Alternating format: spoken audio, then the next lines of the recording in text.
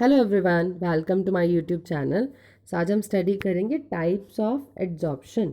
जब एड्जॉर्प्शन हो रहा है तो उसके कौन कौन से टाइप्स इन्वॉल्व होंगे। दो टाइप इन्वॉल्व होते हैं, एक होता है फिजिकल एड्जॉर्प्शन जिसको आप बोलते हो फिजिजॉर्प्शन, दूसरा केमिकल एड्जॉर्प्शन या केमिजॉर्प्शन।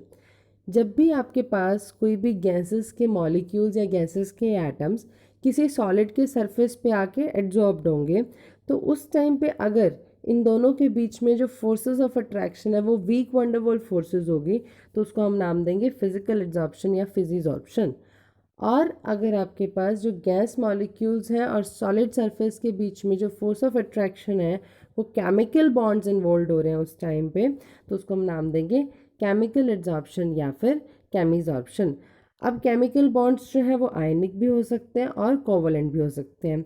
सो केमिजॉर्प्शन है, आपके पास केमिकल बॉन्डिंग का फॉर्मेशन हो रहा है, तो वहाँ पर क्या होगा, एनर्जी ऑफ एक्टिवेशन भी वो बहुत ज़्यादा होगी, इसीलिए केमिजॉर्प्शन को हम एक्टिवेटेड एड्जॉर्प्शन भी नाम देते हैं। कई बार ये दोनों प्रोसेसेस जो है वो साइमल्टेनियसली होते हैं, हम ये नहीं बता पाते कि कौन सा टाइप ऑफ एड्जॉर्प्शन वहाँ इन्वॉल्व हो रहा है। फॉर एग्जांपल अगर आप लो टेम्परेचर की बात कर रहे हो तो फिजिकल एड्जॉर्प्शन जो है वो अकर करेगा, बट जैसे आपने टेम्परेचर को इंक्रीज़ किया तो उस टाइम पे केमिजॉर्प्शन भी काम कर सकते हैं। जैसे जब आप हाइड्रोजन की बात करो, dihydrogen that is your H2 molecule, वो निकल के सरफेस पे आके एड्जॉर्ब हो रहा है, तो इनिशियली तो यहाँ पर फिजिजॉर्प्शन हो रहा है, दैट मीन्स फिजिकल एड्जॉर्प्शन हो रहा है, वंडरवॉल फोर्सेस इन्वॉल्व हो रही हैं। फिर ये जो हाइड्रोजन का मॉलिक्यूल है ना वो डिसोसिएट होता है, वो और हाइड्रोजन एटम्स बनाता है। अब ये जो निकल के सरफेस पे आके एड्जॉर्ब्ड हो रहे हैं ना वो केमिजॉर्प्शन हो रहा है, जैसे हमने टेम्परेचर को इंक्रीज कर दिया। इसका मतलब एक फिजिकल एड्जॉर्प्शन को आप केमिकल एड्जॉर्प्शन में कन्वर्ट कर सकते हो जब आप टेम्परेचर को इंक्रीज कर रहे हो। अब स्टडी करते हैं इंपॉर्टेंट करेक्टरिस्टिक्स इन दोनों टाइप ऑफ एड्जॉर्प्शन के बारे में, जो कि इंपॉर्टेंट भी है एग्जामिनेशन पॉइंट ऑफ व्यू से। So first of all characteristics of physisorption. First is lack of specificity.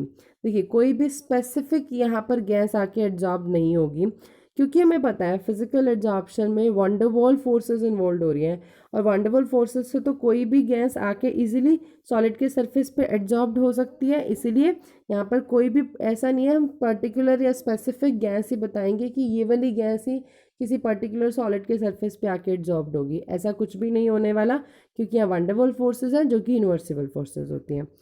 Next is nature of adsorbate. अब एड्जॉर्बेट की नेचर पे ये कैसे डिपेंड कर रहा है, देखिए कोई भी गैस जो है आके एड्जॉर्ब होगी वो डिपेंड कर रहा है कि गैस की नेचर कैसी है।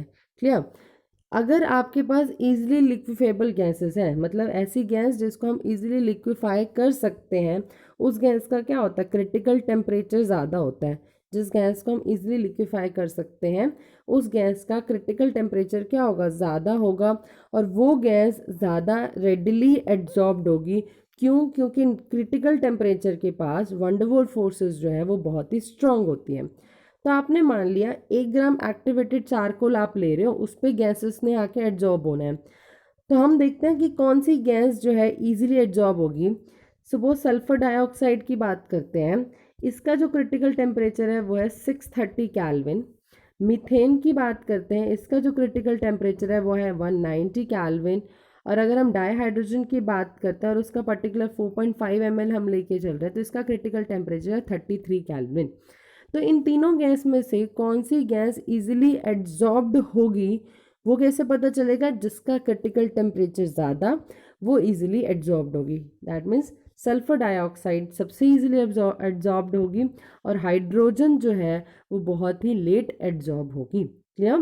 दैट मीन्स क्रिटिकल टेम्परेचर जितना ज़्यादा होगा वहाँ पर वंडरवॉल फोर्सेस उतनी ही स्ट्रॉन्गर होंगी, इसीलिए इस केस में आपके पास 1 ग्राम ऑफ एक्टिवेटेड चारकोल अगर आप ले रहे हो, आपने एक एड्जॉर्बेंट की अमाउंट फिक्स कर दी और एड्जॉर्बेंट सेम ही ले रहे हो आप तीनों केसेस में, तो वो एड्जॉर्ब करेगा सल्फर डाइऑक्साइड को सबसे ज़्यादा, देन मीथेन, देन आपके पास आएगा 4.5 ml of dihydrogen. Next is reversible nature. So physical adsorption किसी भी गैस का सॉलिड के सरफेस पे वो जनरली क्या है, रिवर्सिबल प्रोसेस है, क्योंकि यहाँ पर जो फोर्सेस इन्वॉल्व हो रही है वो वीक वंडरवॉल फोर्सेस हैं, कोई भी स्ट्रॉन्ग केमिकल बॉन्ड इसमें इन्वॉल्व नहीं हो रही। कोई भी रिएक्शन अगर आपके पास इक्विलिब्रियम पे हो रही है, वहाँ पर हम एक प्रिंसिपल कंसीडर करते हैं which is known as Le Chatelier principle. वो हमें क्या बोलता है कि कोई भी रिएक्शन अगर इक्विलिब्रियम पे है, आपने उसमें कोई भी फैक्टर चेंज किया like concentration, temperature, pressure, reaction उस तरफ शिफ्ट होएगी जहाँ पर इस इफेक्ट को ओवरकम कर रहे होंगे।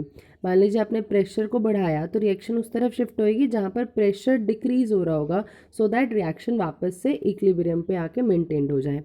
अब सॉलिड और गैसेस जब आपके पास कंबाइन हो रहे हैं तो फॉरवर्ड प्रोसेस तो एड्जॉर्प्शन हो रहा है और जबकि बैकवर्ड प्रोसेस क्या हो रहा है, डिसॉर्प्शन हो रहा है। तो फर्स्ट फैक्टर यहाँ कंसीडर करते हैं हम प्रेशर का। जैसे ही आपने प्रेशर को इंक्रीज़ किया तो हमें पता है प्रेशर और वॉल्यूम में इन्वर्स रिलेशनशिप होता है, तो प्रेशर को इंक्रीज़ करते ही वॉल्यूम क्या होगी, डिक्रीज़ होगी। अब रिएक्शन उस तरफ शिफ्ट होएगी जहाँ पर वॉल्यूम का तो इंक्रीज़ हो रहा होगा और प्रेशर का डिक्रीमेंट हो रहा होगा, और वो कौन सी साइड होगी, forward side. That means adsorption process के लिए आपको प्रेशर को इंक्रीज़ करना पड़ेगा, साथ ही साथ वॉल्यूम क्या हो रही होगी, डिक्रीज़ हो रही होगी।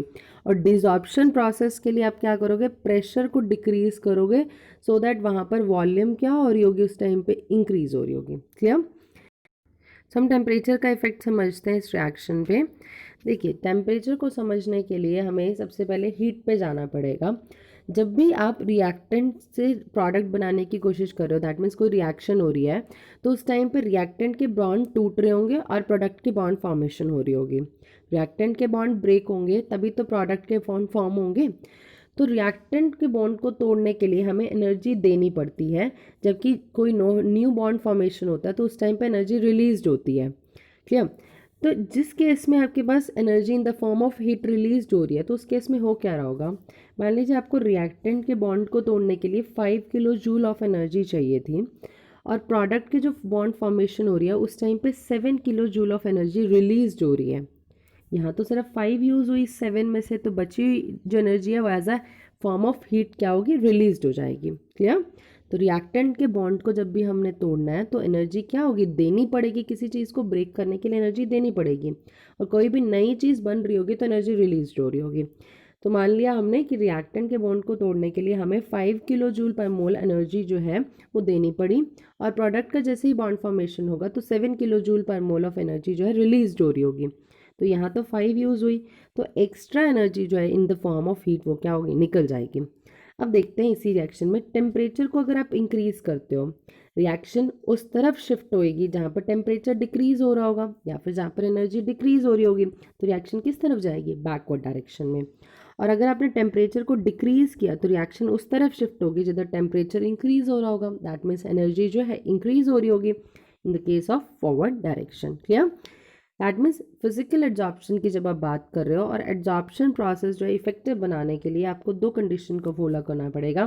पहला, प्रेशर को इंक्रीज करो, दूसरा टेम्परेचर को डिक्रीज करो, तभी आपके पास जो रिएक्शन है वो फॉरवर्ड डायरेक्शन में जाएगी। Next is surface area of adsorbent. अब एड्जॉर्बेंट जहाँ पर गैस आके एड्जॉर्ब्ड हो रही है उसका सरफेस एरिया कैसा होना चाहिए, तो अगर आपके पास सरफेस एरिया ज़्यादा होगा तो ही तो एड्जॉर्प्शन ज़्यादा होगा। इसलिए दो चीज़ें होंगी, एक तो मेटल जो है वो फाइनली डिवाइडेड स्टेट में होना चाहिए, या आप बोल सकते हो पाउडर्ड फॉर्म में होना चाहिए। दूसरा, जो एड्जॉर्बेंट है वो पोरस होना चाहिए, तभी उसका सरफेस एरिया क्या होगा, ज़्यादा होगा और वो एक्ट करेगा एज अ गुड एड्जॉर्बेंट, ताकि आपके पास गैस जो है ईजिली आके वहाँ पर एड्जॉर्ब हो जाएगी। Next is enthalpy of adsorption. No doubt physical adsorption हमने अभी बात करी ना, ये एक एक्सोथर्मिक प्रोसेस है, बट इसकी जो एंथैल्पी है ना वो बहुत ही कम है, जिसकी जो रेंज है वो 20 से 40 किलो जूल पर मोल है। अब ऐसा क्यों हो रहा है, क्योंकि जो गैस मॉलिक्यूल और सॉलिड सरफेस के बीच में जो फोर्स ऑफ अट्रैक्शन है ना वो सिर्फ weak van der Waals forces of attraction है, तभी आपके पास वीक फोर्सेस होंगी तो एनर्जी जो है वो बहुत ज़्यादा रिलीज नहीं होगी। अब डिस्कस करते हैं characteristics of chemisorption, that is chemical adsorption. पहली चीज़, हाई स्पेसिफिसिटी। अब यहाँ पर क्या हो रहा है, बॉन्ड का फॉर्मेशन होगा, और बॉन्ड फॉर्मेशन के लिए पर्टिकुलर ही आपके पास कोई गैस आके एड्जॉर्ब होगी, ऐसा तो नहीं है कोई भी गैस आके एड्जॉर्ब हो जाएगी सॉलिड के सरफेस पे। जहाँ पर पर्टिकुलर बॉन्ड फॉर्मेशन होगा वहाँ कोई स्पेसिफिक ही गैस आपके पास आके एड्जॉर्ब होगी। सो केमिजॉर्प्शन क्या है, बहुत ही ज़्यादा स्पेसिफिक है, और वो तभी अकर होगा अगर कोई भी पॉसिबिलिटी होगी कि आपके पास एड्जॉर्बेट और एड्जॉर्बेंट में केमिकल बॉन्ड की फॉर्मेशन की। एग्जाम्पल के तौर पे हम समझते हैं कि अगर ऑक्सीजन आके मेटल पे एड्जॉर्ब हो रही है ना, तो वो तभी होगी जब ऑक्साइड की फॉर्मेशन होगी। हाइड्रोजन आके एड्जॉर्ब हो रही है अगर मेटल पे, ट्रांजिशन मेटल्स की बात करते हैं, डी ब्लॉक एलिमेंट्स की बात करते हैं, तो वो तभी पॉसिबल है जब हाइड्राइड की फॉर्मेशन होगा। ये नहीं है कि हाइड्रोजन आके एड्जॉर्ब हो रही है तो ऑक्साइड बनेगा, वो पॉसिबल नहीं है। अगर हाइड्रोजन आके एड्जॉर्ब हो रही है तो हाइड्राइड की ही फॉर्मेशन होगी। Second is irreversibility. हमने पढ़ा फिजिकल एड्जॉर्प्शन क्या था, रिवर्सिबल प्रोसेस था, जबकि केमिकल एड्जॉर्प्शन या केमिजॉर्प्शन क्या है, एक इरिवर्सिबल प्रोसेस है। क्यों? क्योंकि यहाँ पे कंपाउंड का फॉर्मेशन होगा, यहाँ पर बॉन्ड्स फॉर्म होंगे। केमिजॉर्प्शन भी क्या है, एक एक्सोथर्मिक प्रोसेस है, बट ये प्रोसेस जो है वो बहुत ही कम होगा अगर आप लो टेम्परेचर की बात करते हो। हमने केमिकल काइनेटिक्स में ऑलरेडी एक चीज़ स्टडी की है कि किसी भी रिएक्शन को होने के लिए दो फैक्टर्स काम करते हैं। एक तो उसके पास सफिशिएंट एनर्जी होनी चाहिए, that is known as activation energy, and second is the orientation factor. अगर हम टेम्परेचर से रिलेट करें तो हम यहाँ पर एक्टिवेशन एनर्जी को रिलेट करते हैं। अगर टेम्परेचर आपके पास बहुत ही कम होगा तो उस केस में एक्टिवेशन एनर्जी भी क्या होगी, कम होगी, तो वो रिएक्शन प्रोसीड ही नहीं कर पाएगी। तो एड्जॉर्प्शन जो है आपके पास, केमिकल एड्जॉर्प्शन, वो इंक्रीज करता है जैसे ही आप टेम्परेचर को बढ़ाते जाते हो। क्लियर? और जबकि फिजिकल एड्जॉर्प्शन क्या हो रहा था, वो डिक्रीज कर रहा था जैसे ही हमने टेम्परेचर को बढ़ाया था। एक और चीज़ कि जो भी आपके पास गैस एड्जॉर्ब्ड हो रही है वो लो टेम्परेचर पे तो फिजिकल एड्जॉर्प्शन की तरह बिहेव कर रही है, बट जैसे ही आप टेम्परेचर को बढ़ा रहे हो तो वो केमिकल एड्जॉर्प्शन की तरह बिहेव करेगी एट हाई टेम्परेचर। और दूसरी, हाई प्रेशर भी जो है वो भी फेवरेबल कंडीशन है for chemical adsorption. Next is surface area. Same point for physical adsorption and chemical adsorption. जितना ज़्यादा सरफेस एरिया होगा उतना ही एक्सटेंट ऑफ एड्जॉर्प्शन क्या होगा, ज़्यादा। Next is enthalpy of adsorption. अब डेफिनेटली यहाँ पर बॉन्ड का फॉर्मेशन है तो एनर्जी जो है वो ज़्यादा रिलीज होगी, तो एंथैल्पी भी जो है इस केस में वो बहुत ज़्यादा होगी, which is of the range of 80 to 240 kilojoule per mole, क्योंकि यहाँ पर क्या हो रहा है, केमिकल बॉन्ड का फॉर्मेशन हो रहा है, कोई भी वीक फोर्सेज इन्वॉल्व नहीं हो रही। Next is the table 5.1, comparison of physical adsorption and chemical adsorption, or other way, comparison of physisorption and chemisorption. Very important from examination point of view. जितने पॉइंट्स अब हम अभी तक हमने पढ़े हैं ना, उसको समराइज तरीके से आपने डिफरेंसेस की फॉर्म में लिखना है। फर्स्ट ऑफ ऑल, फिजिसॉर्प्शन और केमिसॉर्प्शन का डिफरेंस। फिजिसॉर्प्शन किस वजह से होता है, क्योंकि वीक वंडरवॉल फोर्सेस इन्वॉल्व हो रही होती हैं, किसमें, गैसेस और सॉलिड के सरफेस में। और केमिसॉर्प्शन किस वजह से होता है, केमिसॉर्प्शन में केमिकल बॉन्ड्स इन्वॉल्व हो रहे होते हैं। सेकेंड इज फिजिसॉर्प्शन, कोई भी स्पेसिफिक नहीं है नेचर में, कोई भी गैस आके एड्जॉर्ब हो सकती है, वो डिपेंड करेगा बाद में कि कौन सी गैस इजीली एड्जॉर्ब्ड होगी या रेडिली एड्जॉर्ब्ड होगी, ठीक है, बट कोई भी गैस आके एड्जॉर्ब हो सकती है। तो फिजिसॉर्प्शन जो है वो स्पेसिफिक नहीं है, जबकि केमिसॉर्प्शन क्या है, हाईली स्पेसिफिक है। फिजिसॉर्प्शन जो है वो रिवर्सिबल नेचर का है, जबकि केमिसॉर्प्शन जो है वो इरिवर्सिबल नेचर का है। फिजिसॉर्प्शन डिपेंड करेगा नेचर ऑफ गैस पे, जितनी इजीली कोई गैस लिक्विफाई हो सकती है उतनी ही इजीली वो एड्जॉर्ब्ड होगी। केमिसॉर्प्शन भी डिपेंड कर रहा है नेचर ऑफ गैस पे, जो गैसेस एड्जॉर्बेंट के साथ इजीली रिएक्ट कर सकती हैं वो ज़्यादा एड्जॉर्ब्ड होंगी। क्या? फिजिसॉर्प्शन में जो एंथैल्पी है एड्जॉर्प्शन की वो बहुत ही कम है, which is 20 to 40 kilojoule per mole, जबकि केमिसॉर्प्शन में एंथैल्पी जो है वो बहुत ज़्यादा है, which is 80 to 240 kilojoule per mole. क्यों? क्योंकि फिजिसॉर्प्शन में वीक वंडरवॉल फोर्सेस है और केमिसॉर्प्शन में क्या है, केमिकल बॉन्ड की फॉर्मेशन है। फिजिसॉर्प्शन में लो टेम्परेचर फेवरेबल है, जैसे हमने ली-चार्टर प्रिंसिपल के अकॉर्डिंग देखा भी था, और जैसे ही आप टेम्परेचर को बढ़ाओगे तो फिजिसॉर्प्शन क्या होगा, डिक्रीज होगा। जबकि केमिसॉर्प्शन की आप बात करो तो हाई टेम्परेचर फेवरेबल है एड्जॉर्प्शन के लिए, और ये आपके पास केमिसॉर्प्शन जो है टेम्परेचर बढ़ाने के साथ साथ बढ़ेगा भी सही, क्योंकि टेम्परेचर बढ़ाने के साथ साथ एक्टिवेशन एनर्जी जो है इंक्रीज होगी और ये रिएक्शन बहुत ईजिली हो जाएगी। फिजिसॉर्प्शन में कोई एक्टिवेशन एनर्जी एप्रिशिएबल, आपको एक्टिवेशन एनर्जी की ज़रूरत नहीं रहती, जबकि केमिसॉर्प्शन में आपको हाई एक्टिवेशन एनर्जी चाहिए होती है। फिजिसॉर्प्शन जो है वो सरफेस एरिया पर डिपेंड करता है। फिजिसॉर्प्शन इंक्रीज होगा जब आप सरफेस एरिया को इंक्रीज करोगे। केमिसॉर्प्शन भी सरफेस एरिया पर डिपेंड करता है, केमिसॉर्प्शन भी इंक्रीज होगा जैसे ही आप सरफेस एरिया को इंक्रीज करोगे।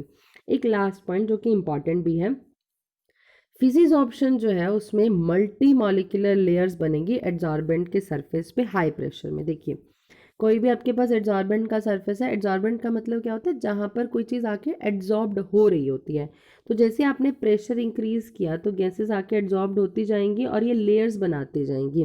तो फिजिक्स ऑप्शन के केस में मल्टी मॉलिक्यूलर लेयर्स बनेंगी एड्जॉर्बेंट के सरफेस पे।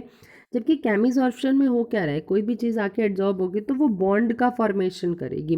तो बॉन्ड फॉर्मेशन हुआ तो वहाँ पर सिर्फ एक ही आपके पास लेयर होगी, that is unimolecular layer. Next topic is adsorption isotherm. Adsorption हम फिनोमेना पढ़ ही रहे हैं अभी। आइसोथर्म का मतलब क्या है, iso stands for same, therm means temperature. मतलब ऐसे अब हमने डिस्कस करने कर्व्स जहाँ पर सेम टेम्परेचर की बात हुई होगी। ठीक है, तो हम कर्व देखते हैं। सबसे पहली चीज़ कि आपने ये कर्व बनाया किसके बीच में है, जो गैस एड्जॉर्ब्ड हो रही है उसका कितना वेरिएशन हो रहा है। कोई गैस एड्जॉर्ब्ड हो रही है एड्जॉर्बेंट के सरफेस पे, उसका कितना वेरिएशन हो रहा है प्रेशर के साथ किसी कांस्टेंट टेम्परेचर पे, उसको ही हम रिप्रेजेंट करते हैं एक कर्व के द्वारा, और उस कर्व का नाम होता है एड्जॉर्प्शन आइसोथर्म। अब ये जो डिस्कस किया या जो स्टडी किया एड्जॉर्प्शन आइसोथर्म को, वो फ्रेंडलिश ने किया। उन्होंने 1909 में हमें एक रिलेशनशिप दिया किसके बीच में, कि कितनी क्वांटिटी ऑफ गैस जो है एड्जॉर्ब्ड हो रही है और आप सॉलिड एड्जॉर्बेंट कितना लेके चल रहे हो, यूनिट मास लेके चल रहे हो, उसका वेरिएशन प्रेशर के साथ किसी पर्टिकुलर टेम्परेचर पे।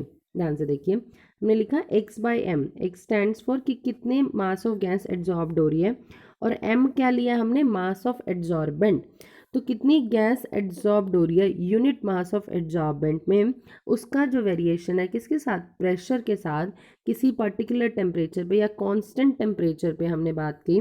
तो वो रिलेशनशिप हमें बताया किस साइंटिस्ट ने, फ्रिंडलिच ने। और उन्होंने क्या इक्वेशन दी, x by M is equal to K into P raise to power 1/n, और मोस्ट इम्पॉर्टेंटली n क्या है, ग्रेटर देन 1 है। अब इन टर्म्स का मतलब समझते हैं। यहाँ पर जो x है वो क्या है, कि कितना मास ऑफ गैस जो है एड्जॉर्ब्ड हो रहा है, m क्या है, mass of adsorbent that is your solid surface, p क्या है, प्रेशर, k और n जो है वो ऐसे कांस्टेंट हैं जो डिपेंड कर रहे हैं कि एड्जॉर्बेंट की नेचर क्या है और गैस की नेचर क्या है किसी पर्टिकुलर टेम्परेचर पे। ये रिलेशनशिप जो है ये कर्व की फॉर्म में बताया गया। उस कर्व में हमने क्या लिया कि कितनी मास ऑफ गैस एड्जॉर्ब्ड हो रही है पर ग्राम ऑफ एड्जॉर्बेंट, और उसको प्रेशर के साथ प्लॉट कर दिया। अब ये कर्व हमें क्या इंडिकेट कर रहे हैं, देखिए सबसे पहली चीज़ आपने x by m versus p का प्लॉट बना दिया।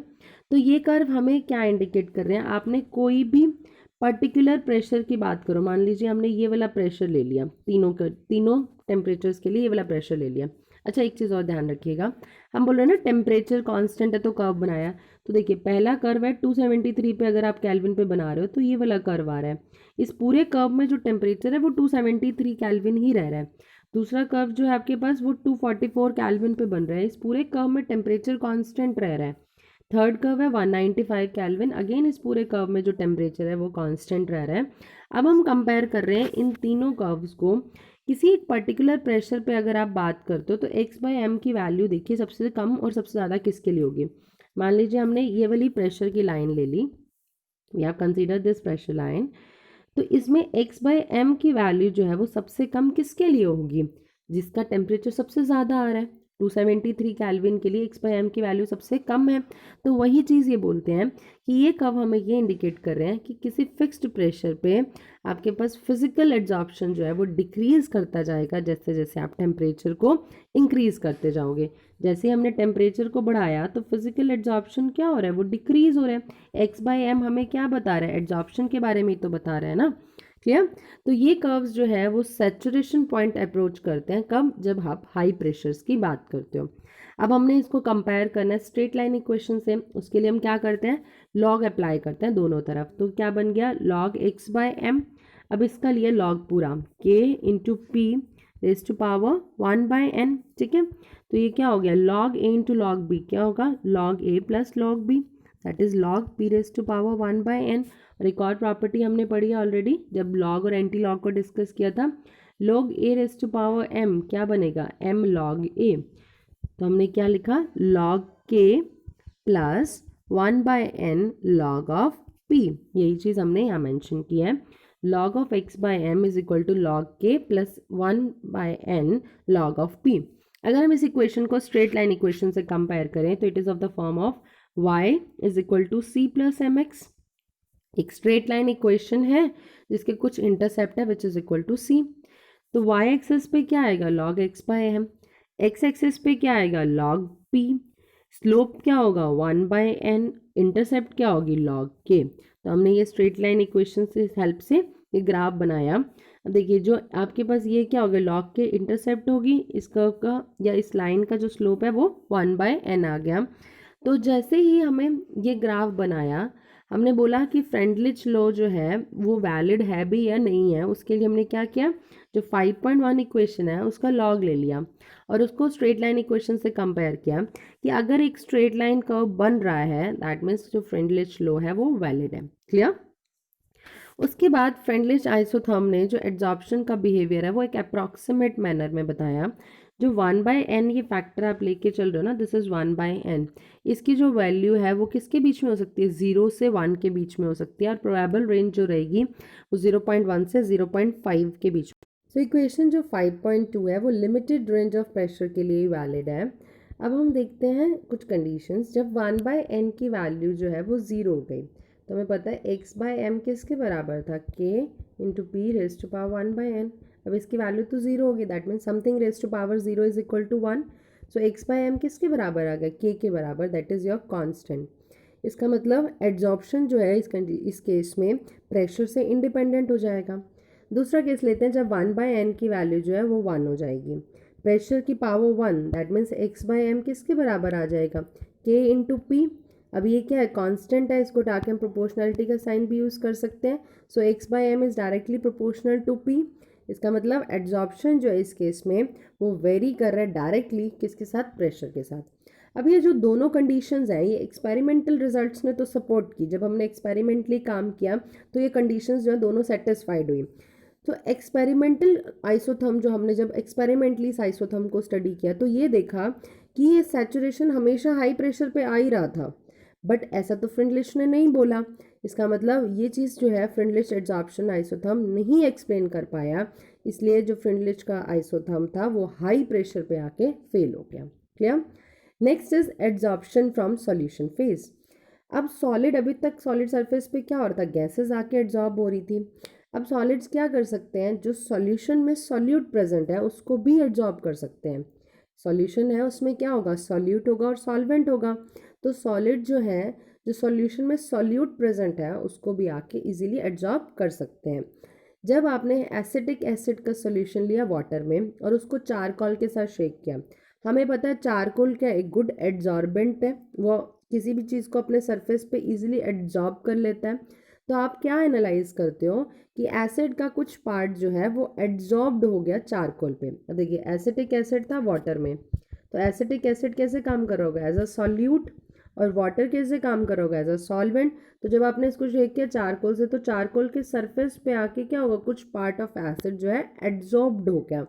इसका मतलब सॉलिड ने सॉल्यूट को एड्जॉर्ब कर लिया अपने सरफेस पे। क्लियर।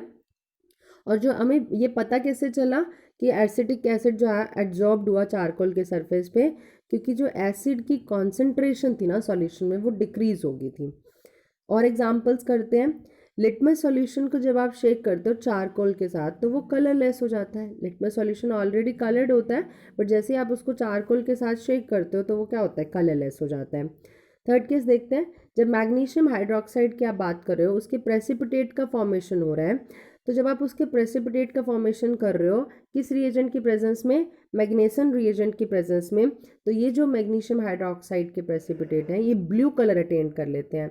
अब कलर किस वजह से आ रहा है, क्योंकि मैग्नीशियम जो है वो एड्जॉर्ब्ड हो रहा है सरफेस पे। तो कुछ ऑब्जर्वेशंस जो है हम सॉल्यूशन फेज के एड्जॉर्प्शन से भी निकाल सकते हैं। पहला कि एड्जॉर्प्शन जो है, एक्सटेंट ऑफ एड्जॉर्प्शन जो है वो डिक्रीज करेगा जैसे जैसे हम टेम्परेचर को बढ़ाएंगे। हमने ऑलरेडी डिस्कस किया था कि जैसे ही आप टेम्परेचर को बढ़ाओगे तो फिजिकल एड्जॉर्प्शन क्या हो जाता है, डिक्रीज हो जाता है।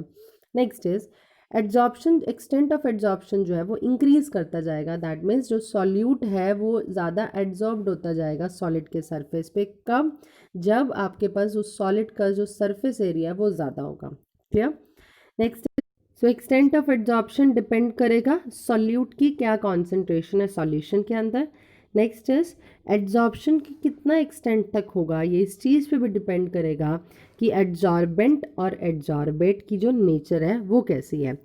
तो इसके लिए कोई एक डिटेल्ड मैकेनिज्म हमें नहीं पता अगर हम सॉल्यूशन के केसेस की बात करें और उसमें एड्जॉर्प्शन आइसोथर्म की बात करें, बट फिर भी फ्रिंडलिच की जो इक्वेशन आपने ऑलरेडी यूज़ की है वो एक अप्रॉक्सीमेट है जो इसका बिहेवियर बता रही है हमें।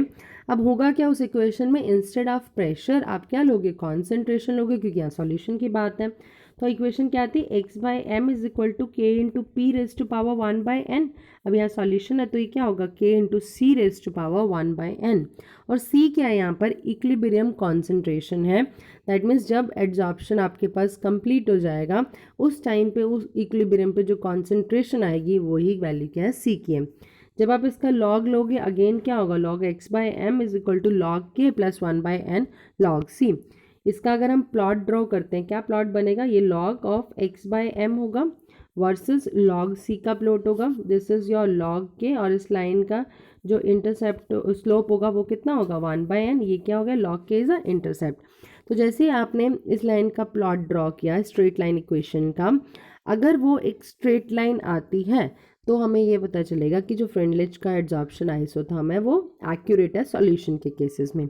और किस तरह से आप इसको टेस्ट कर सकते हो, एक्सपेरिमेंटली भी आप टेस्ट कर सकते हो। आपने डिफरेंट कॉन्सेंट्रेशन एसिटिक एसिड के लिए उसके डिफरेंट सॉल्यूशंस बनाए, आपने इक्वल वॉल्यूम सॉल्यूशन की लेके इक्वल अमाउंट ऑफ चारकोल में उसको डिफरेंट फ्लास्क में ऐड कर दिया, तो वहाँ से भी आप इसका एक्सपेरिमेंटल वेरिफिकेशन कर सकते हो। तो फाइनल जो कॉन्सेंट्रेशन है वो हर एक फ्लास्क में आप क्या करोगे, डिटरमाइन करोगे एड्जॉर्प्शन के बाद, और इनिशियल और फाइनल कॉन्सेंट्रेशन में जो डिफरेंस आएगा वही आपको क्या देगा, x की वैल्यू देगा। इस ऊपर वाली इक्वेशन से हम जो फ्रिंडलिच एड्जॉर्प्शन आइसोथर्म है in the case of solution वो भी देख सकते हैं। सो होपफुली आपको ये टॉपिक समझ आया होगा। अगर कोई भी डाउट है तो do right in the comment section. If you like this video click on the like button. If you find this video useful then click on the subscribe button and share with your friends. Thank you so much for watching.